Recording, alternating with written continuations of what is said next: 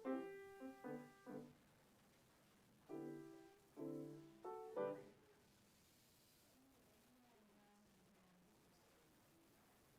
summer. It always happens every summer.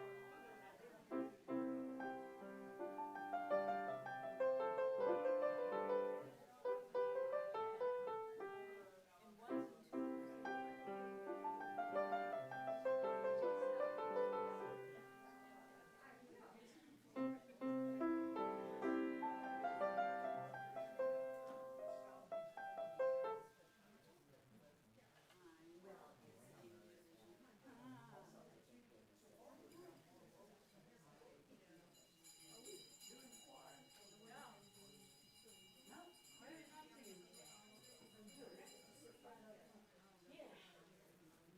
All right, I'm gonna go work in the podium or the lectern or whatever they call it. I won't. I moved them carefully to the right, and then I will move them center stage. Yes.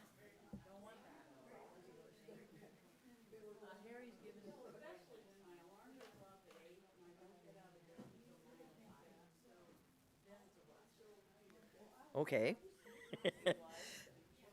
Am I live?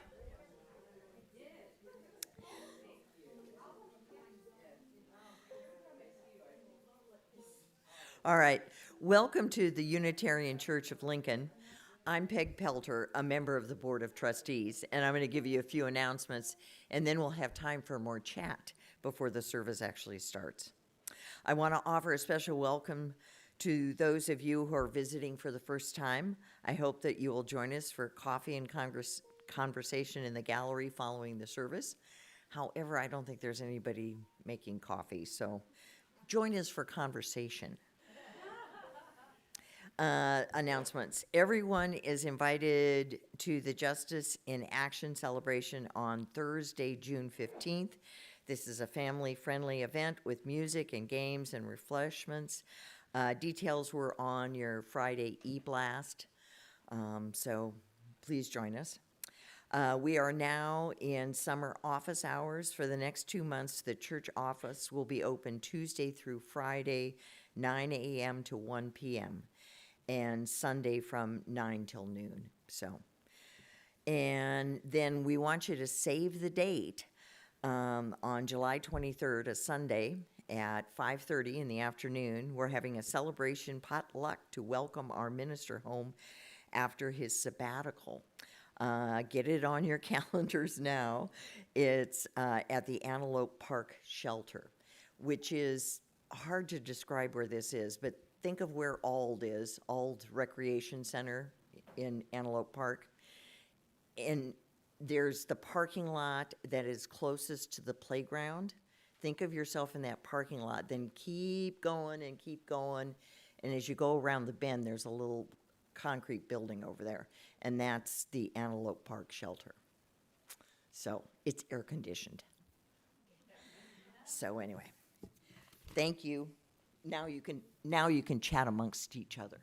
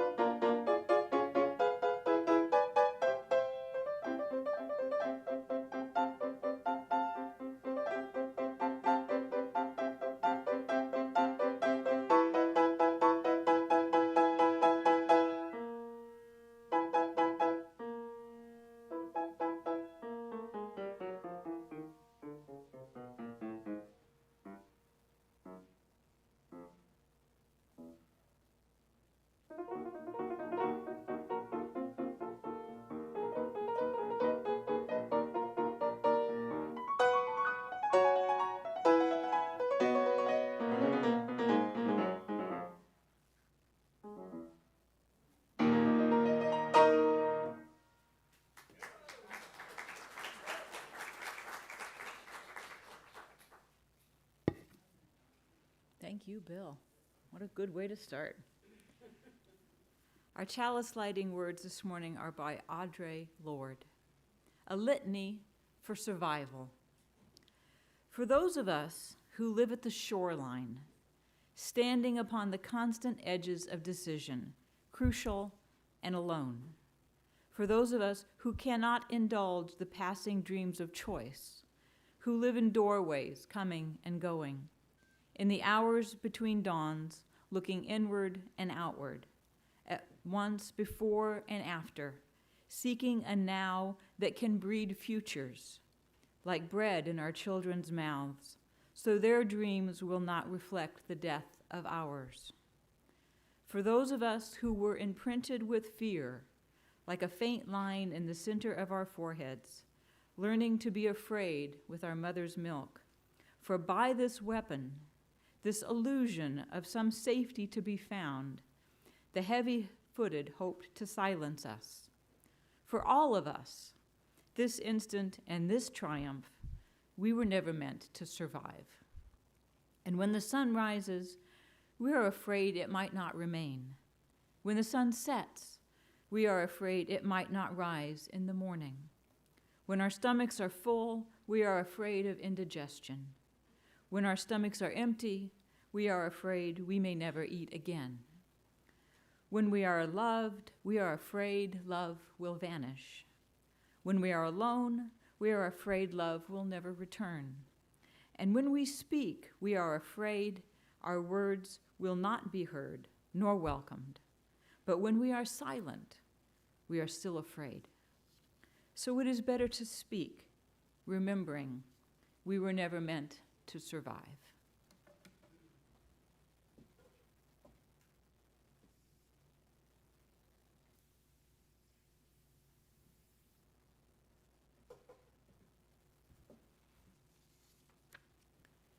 Good morning.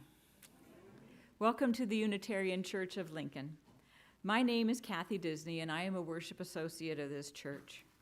Our settled minister, the Reverend Oscar Sinclair, is on sabbatical and away from the pulpit until July. I am joined on the chancel virtually this morning by Kiana Dene Perkins. Kiana Dene is a student at Star King School for the Ministry. She is currently an intern at the Southern Oregon Partnership. She aspires to center the tenets of Unitarian Universalism in the fight for collective liberation. She lives in Ann Arbor, Michigan with her 2 teenagers and loves to be outside in nature.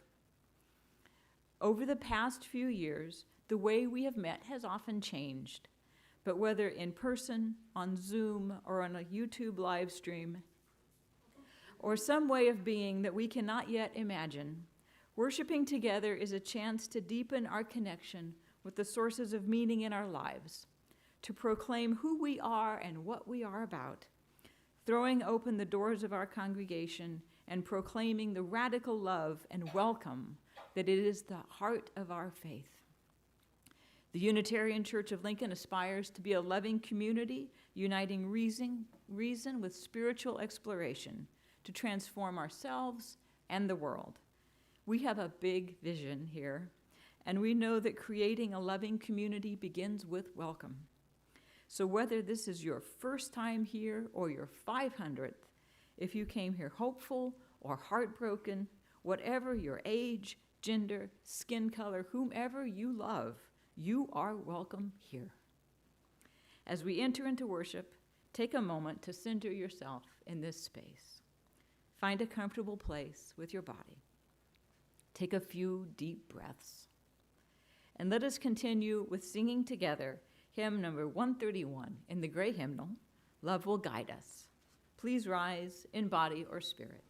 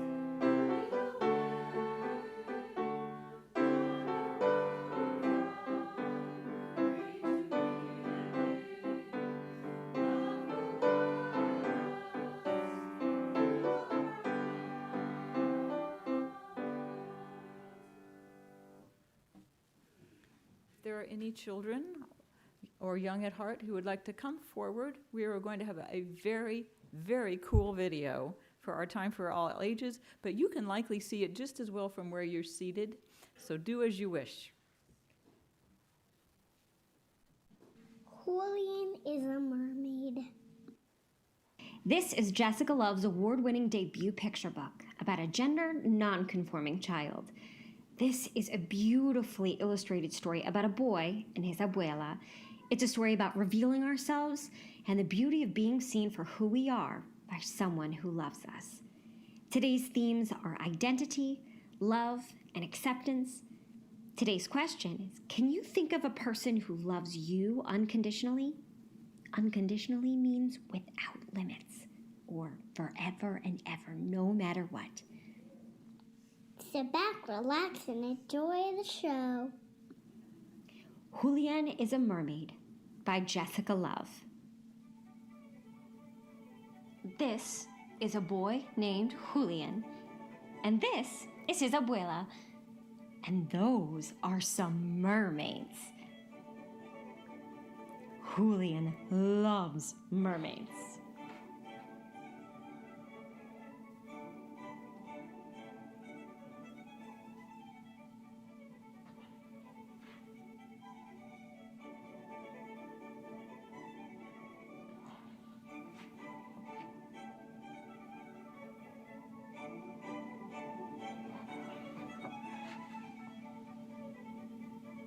Vámonos, mijo.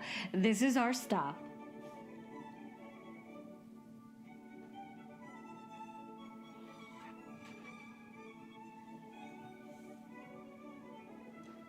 Abuela, did you see the mermaids? I saw them, mijo.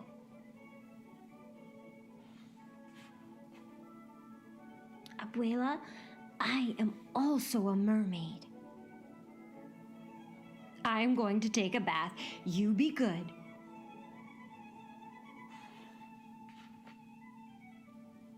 Julian had a good idea.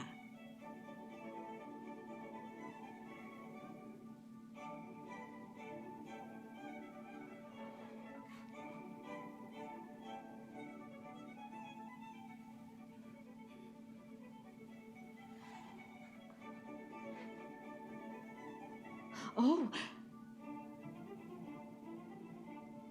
Uh-oh.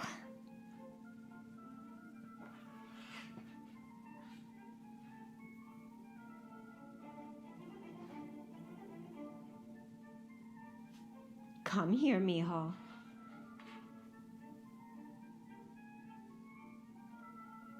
For mi abuela? For you, Julian.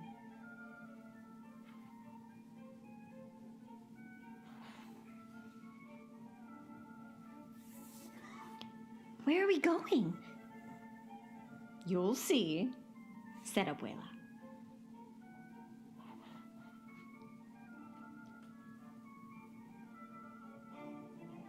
Mermaids, whispered Julian.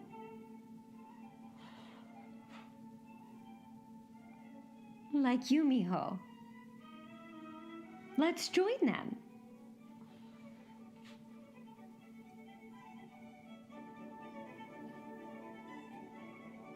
And they do.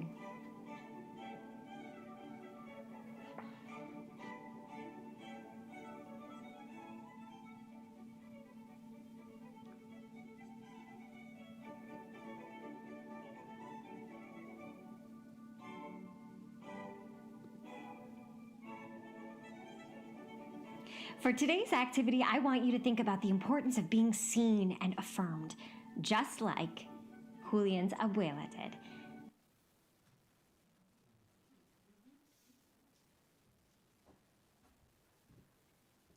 As the children go back to their classrooms now, I would invite you to rise or embody in spirit, and we will sing 1008 in the in the teal hymnal, when our heart is a holy place.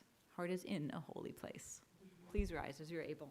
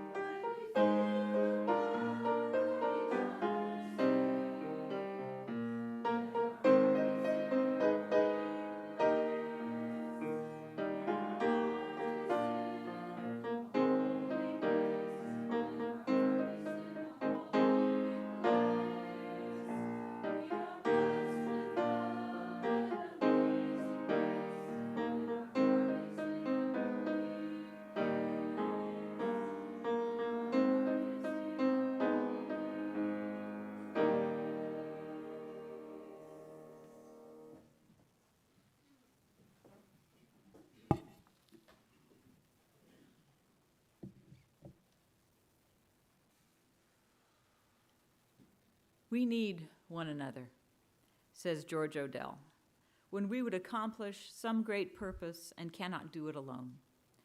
We need one another when we are in despair, in temptation, and need to be recalled to our best selves again. We need one another when we are in trouble and afraid, when we mourn and would be comforted. We need one another in the hour of success, when we look for someone to share our triumphs. We need one another in the hour of defeat, when with encouragement we might endure and stand alone. All our lives we are in need, and others are in need of us. A central part of our service is the time we join together as a community to mark the moments of our lives. We share with one another our joys, our sorrows, the events that mark the journeys of our lives. Our joys are shared and magnified. We are comforted in our sorrows. At this time, I invite you to speak into this shared space or type into the chat your name or the name of another you wish to be remembered in sorrow. I will repeat the names spoken aloud here for those in the live stream, and I will read from the chat those messages that appear there. There will be some delay, so I may round back if some come in a bit late. So please share into this space your name or someone's name you wish to be remembered in sorrow or concern. Duncan. Penny Siefker. Kinley and Manolo. Mark. Kara. Amy.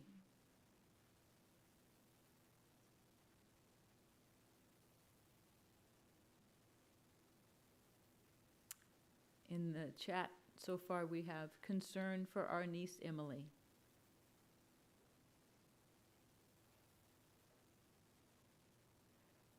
Joy is also part of our community life. I invite you to speak into this shared space or type into the chat your name or the name of another you wish to be remembered in joy.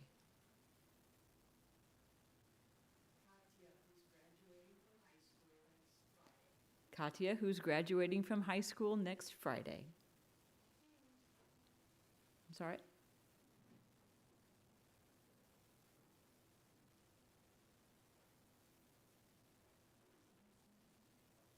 I would add those who were in attendance at our Pride booth on Friday and Saturday. A good time was had by all.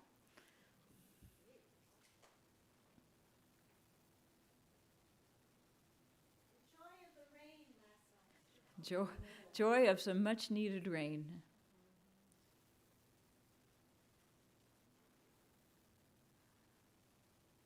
All right. Let us lift up these names and those just as keenly felt but unspoken, and hold them within the care of this community in a moment of shared silence.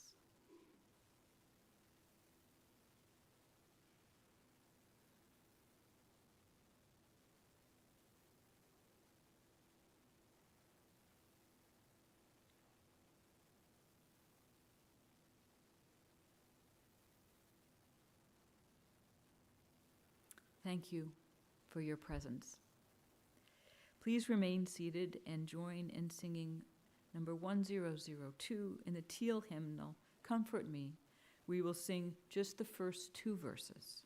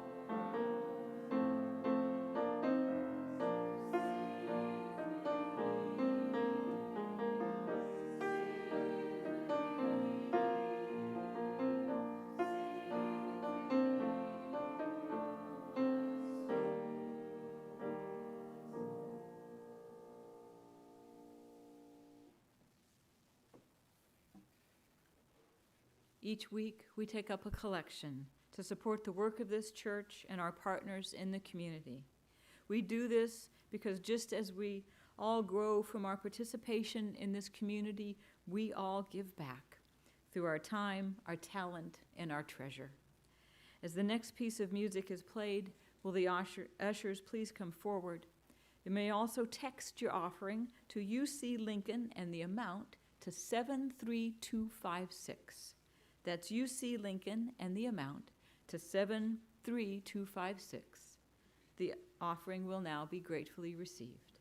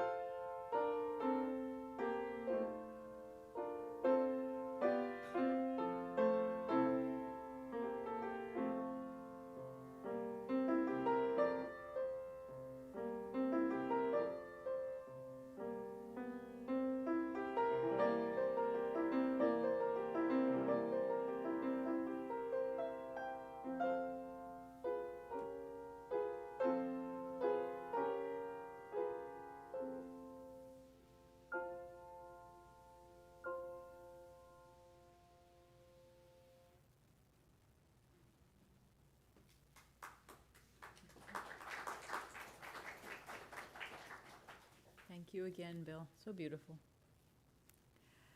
Our reading this morning is from Breaking and Blessing, Meditations by the Reverend Sean Parker Dennison.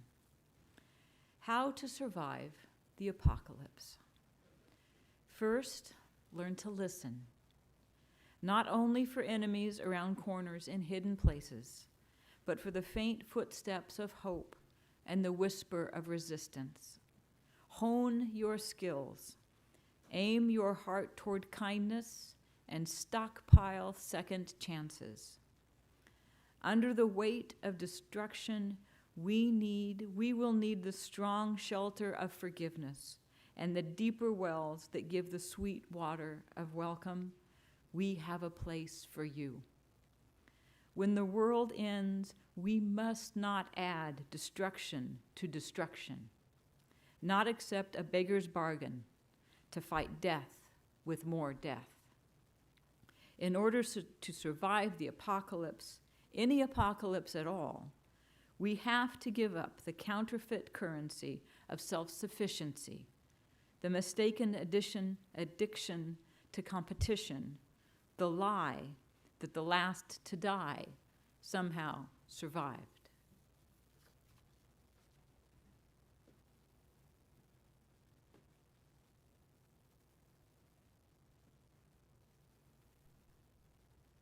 Good morning, good morning, good morning. For those of you who don't know me, my name is Kiana Danae Perkins. I'm a UU ministerial aspirant and a third-year Star King student. Before I begin my sermon, which is entitled Radically Queer, I need to call my comrades, elders, and ancestors into this space, making it holy, making it a temporary home. And before I begin, I want to thank you for having me over these last 5 months. I hope the time has been filled with lots of learning and lots of love. Friends, in today's message, I will share some parts of my coming out story as a Black queer woman and weave in how some of those learnings can be applied to our current faith's transformation process. Let our journey begin. My descent into queerness started early, like right around kindergarten. I always knew I was strange. I always knew that I was out of sync with the world and I was marching to every drum. The first time I felt a connection to something other than my family was Jim Henson's Fraggle Rock. I saw so much of myself in those little Muppets. My two favorite characters remain Red Fraggle and Uncle Traveling Matt.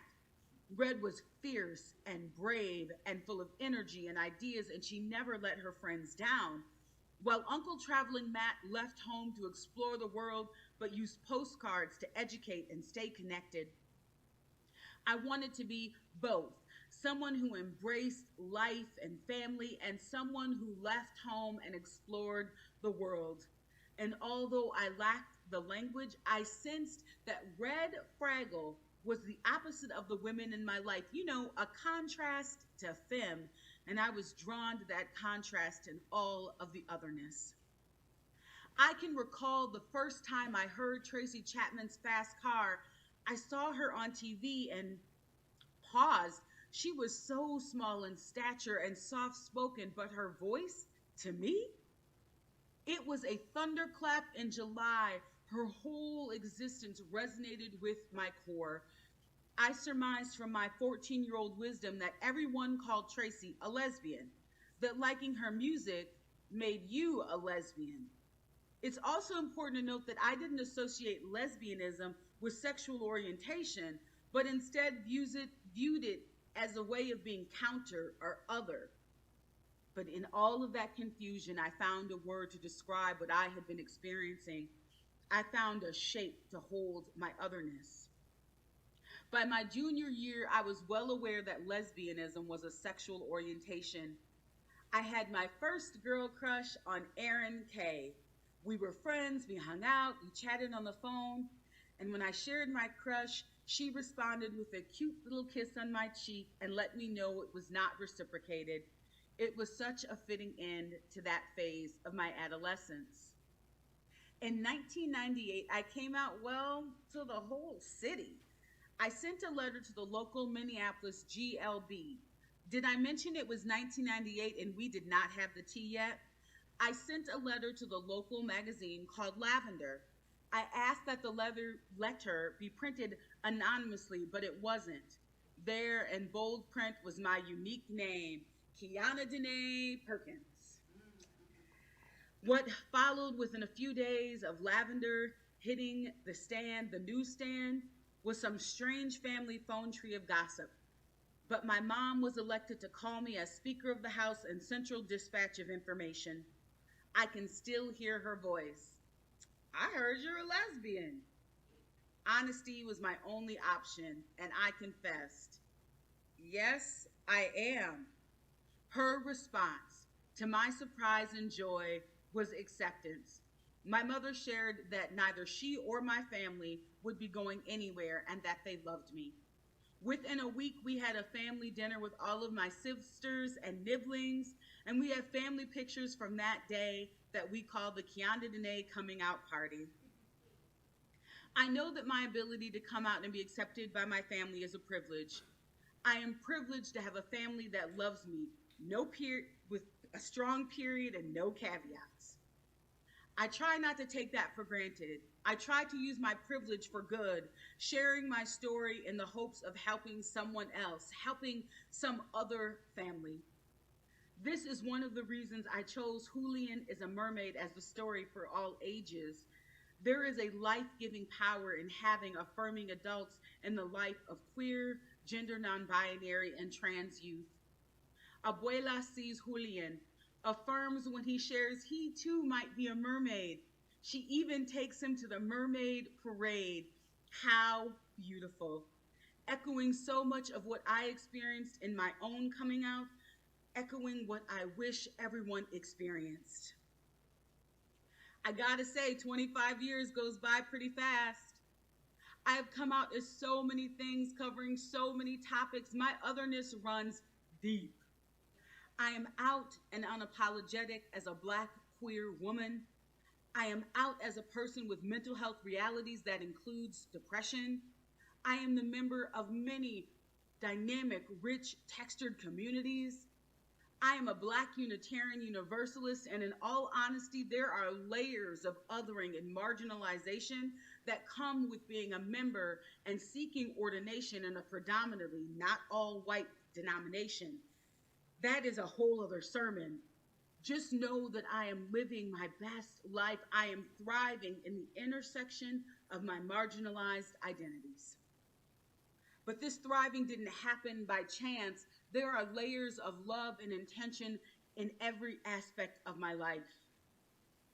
And here is the heart of the message today.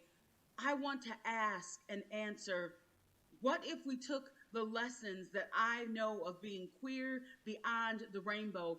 What if we used our queer lens to inform our faith lens? What if queerness can help us better understand the process of denominational transformation we are currently experiencing as we consider changes to the Article 2 bylaws? Stay with me. I have a place to go. Learning 1, the importance of representation.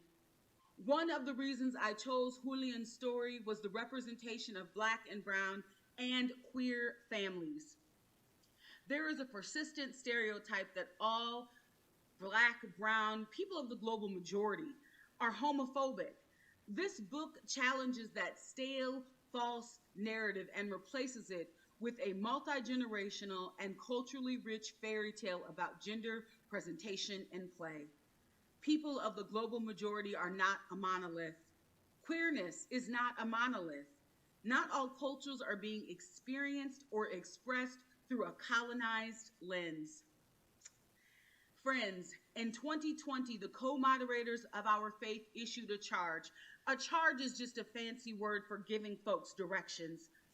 They charged the Article 2 Study Commission to, and I quote, seek to engage the active participation of UUs across all demographics, identities, and theological and philosophical beliefs. The moderators understood the need for diverse representation. I think we being the current UU community, have an opportunity, maybe even an obligation to disrupt false narratives about the UU faith, dispelling the outdated myth that we are all white, all liberal, all spiritually wounded, and have no theological foundation. Friends, we are not just people who meet up on Sunday morning, who can believe whatever they want. We are a faith with a history and a theological grounding that is multi-generational and culturally rich. It is not a monolith, but it is also not a void. I hope we use this invitation to transformation and change to name our vastness and depth as a faith community. Learning 2, the role of honesty. The way I have come to understand and practice honesty matches my maturity. At 14, it was simple honesty that with myself that I was sexually attracted to women. At 40 plus, it looks like being present with self and intimate partners about consent and boundaries. Thank you, OWL program. This requires that I confront a lot of harmful ideas, that I build new narratives and embrace honesty. This is how I've been able to move to the next best version of myself. When I am holding my faith lens and reading The Charge, I see again a chance to step into truth. To quote The Charge, they should be honest about our past, name what we are facing, and our aspirations and where we hope to be, not just for today, but looking out on the horizon. We have an obligation to be honest with ourselves, others, and the larger world if we want to invite growth into our faith.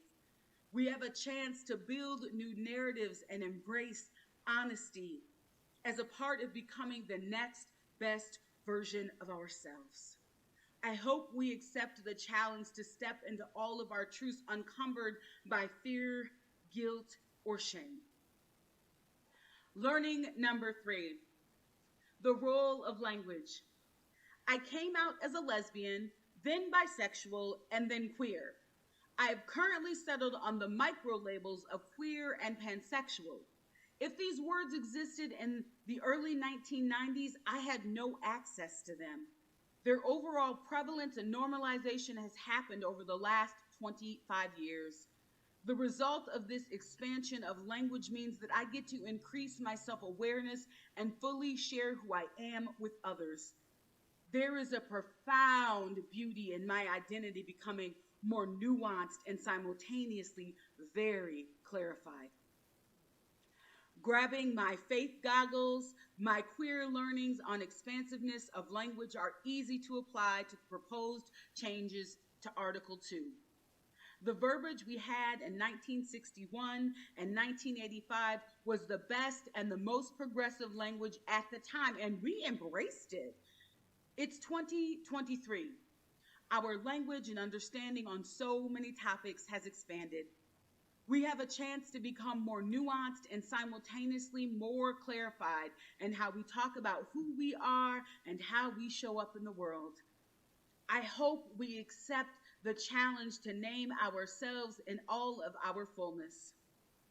Learning number 4, the role of community. Now, I'm gonna use that in a broad way. It could mean biological family, your pod, your birth, our chosen family, your cluster of care, the people you call home. Just like I found a correlation between my honesty and my maturity, I also see a correlation between my access to community support and my thriving. Times when I felt and acted alone, I struggled. These are the times when I was moving at the speed of self and community harm. The times when I centered community as a member in need and as a contributing member, I found myself inundated with so much love and care. I cannot say this enough. Find your people, people who see your beauty and your brilliance and are determined to make sure you always see it too. Putting those goggles back on. Friends, Article 2 is a communal covenant among congregation to congregation. Congregation to congregation.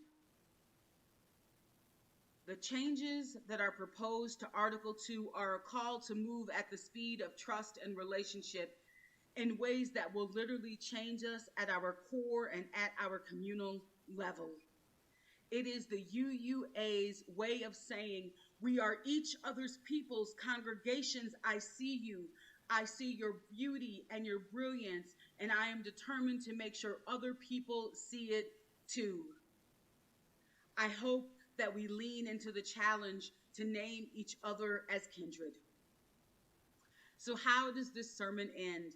How do all of these sharings, my coming out story, my queer learnings, the parallels I'm able to draw to our current denominational process of evaluating our Article 2 bylaws, how does all of this land, live, and thrive on the other side of the rainbow? Friends, if we are going to live into our faith and the values of our aspirations, these truths will need to land in our hearts.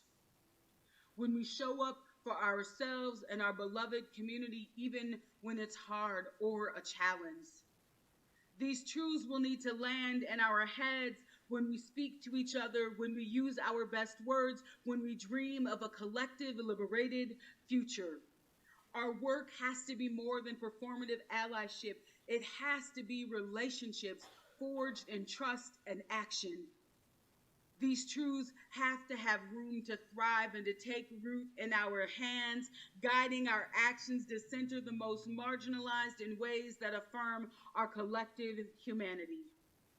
We cannot be afraid. We are many truths that exist in the frame of community, and the work of survival must be done with our whole selves and our whole community. Friends, I invite you to let love be at the center. Let it land. Let it live and thrive on all sides of the rain and the rainbow. Ashe and amen.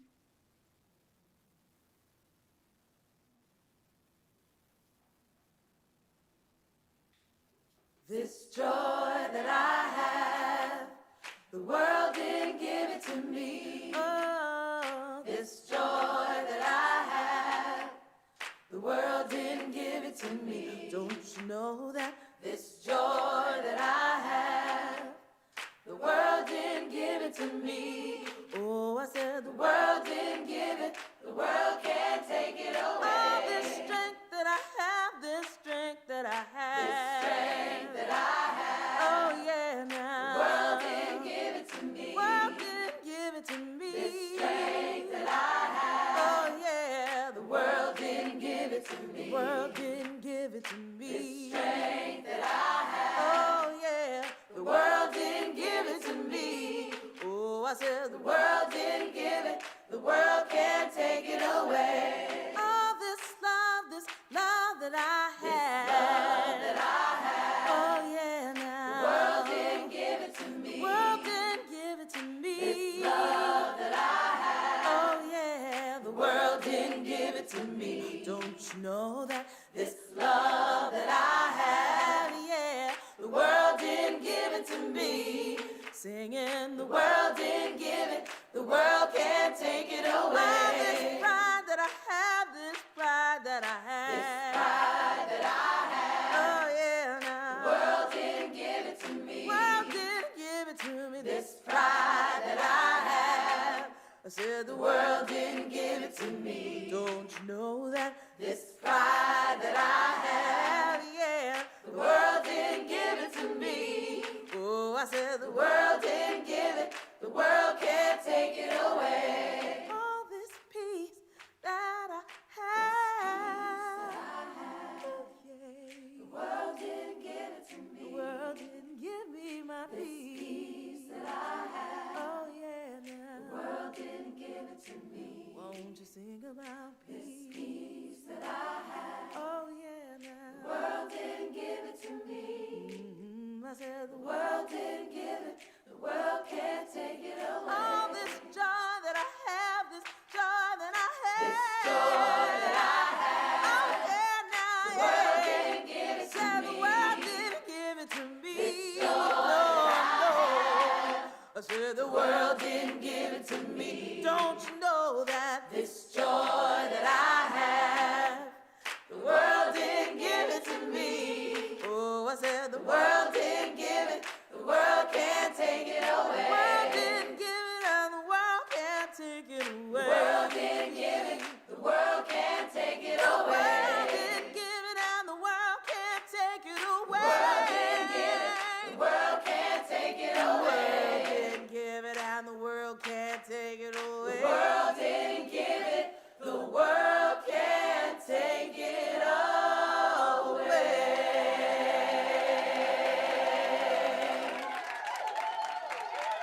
Resistance Revival Chorus believes in the words written by the poet Toy Darracott when she wrote, "Joy is an act of resistance."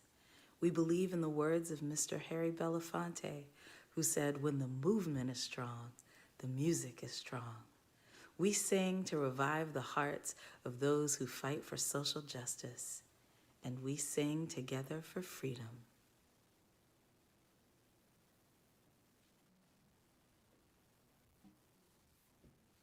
We have to find that song. That's awesome. Our closing words today are by Atina O. Danner. Litanies of Worthiness. For affirmations. I am worthy. I can be still.